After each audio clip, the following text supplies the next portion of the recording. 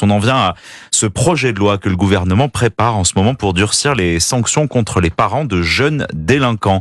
C'est la traduction du fameux « Tenez vos gosses » d'Éric Dupond-Moretti lors des émeutes l'année dernière. Le texte prévoit 2 volets. D'abord, restaurer la parentalité, c'est-à-dire que les peines encourues par les parents qui manqueraient à leur devoir parental passeraient de 2 ans de prison à 3 ans et de 30 000 à 45 000 euros d'amende.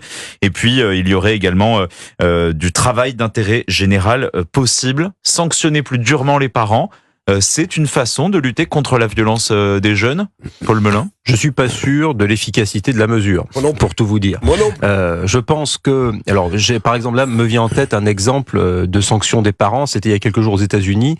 Des parents ont été sanctionnés de 10 ans, tenez-vous bien, de 10 ans d'emprisonnement suite à des crimes et délits commis par leurs enfants.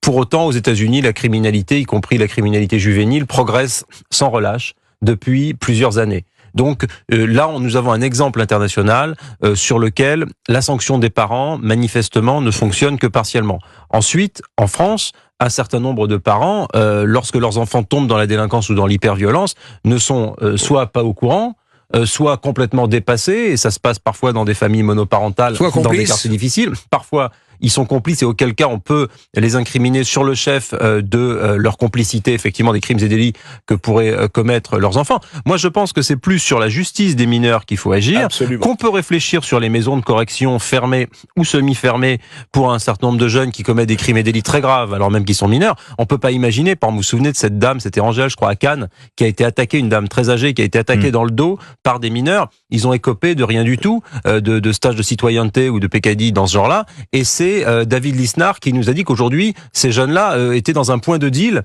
à Cannes. Donc là, il y a une impunité qui est totale et qu'il convient de régler d'une façon beaucoup plus dure, beaucoup plus sévère. Mais ça, c'est plutôt la rapidité de la peine, une peine exemplaire, rapide, efficace, plutôt sur le modèle de ce qui se fait par exemple au Jean-Claude, juste avant de vous entendre, on va accueillir un de nos auditeurs qui est avec nous en direct. Bonjour Christophe. Bonjour. Alors, sanctionner plus durement les parents des jeunes délinquants, c'est une mesure qui va dans le bon sens ? Toute mesure peut aller dans mon sens, mais je suis un peu d'accord avec vos interlocuteurs dans le sens où j'ai peur malheureusement que ce soit pas suffisant. Moi, je voudrais aborder 2 points. Rappelez-vous, lors des émeutes, il y a une quarantaine de jeunes qui ont été jugés en comparution immédiate. Il y avait 2 pères seulement. Il y avait que des mères. Deuxième chose. Je reviens à la justice, effectivement. C'est un peu tard. Je pense que la psyché d'un enfant, elle se fait entre à l'âge de 3 et 5 ans, on le sait. Et pardonnez-moi, mais si la justice avait fait son travail, pardonnez-moi de revenir sur ce sujet délicat, mais le petit Naël serait en vie et la personne qui a tiré sur Naël n'aurait pas tous les problèmes qu'elle a aujourd'hui. Si la justice avait fait le travail de ce petit Naël qui avait déjà des affaires en cours, on n'en serait pas là. Donc il faut revenir à la base. Il faut revenir à la base éducative, tout simplement. Je pense que quand on passe son permis, quand on conduit une voiture, on demande de passer un permis de conduire. Je pense qu'il faut trouver des solutions au niveau des parents.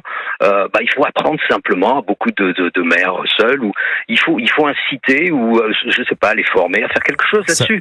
Il faut revenir à la base. La sanction, oui, mais on a oublié les bases éducatives. Donc ça se passe plutôt, c'est ça, Christophe, que vous me dites. Jean-Claude Dacier, vous êtes d'accord, il faut peut-être plus d'éducation au préalable, plus d'accompagnement. La sanction, c'est déjà trop tard. Personne ne peut être contre l'idée de renforcer les moyens qui aideraient ces familles en difficulté. Que le mari soit parti vers d'autres horizons, que la maman ne réussisse pas à maîtriser ses enfants qui sont de plus en plus, libres, et en même temps, ils sont à peine mineurs. C'est une évidence, mais je crois que ça ne correspond pas, ou que ça ne correspond plus à la situation que nous connaissons aujourd'hui.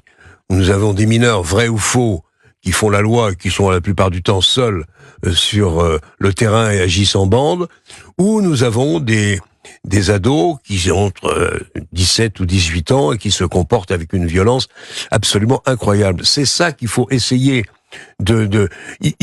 la justice a un vrai problème avec les mineurs et un vrai problème avec les jeunes gens. Merci Jean-Claude Dacier.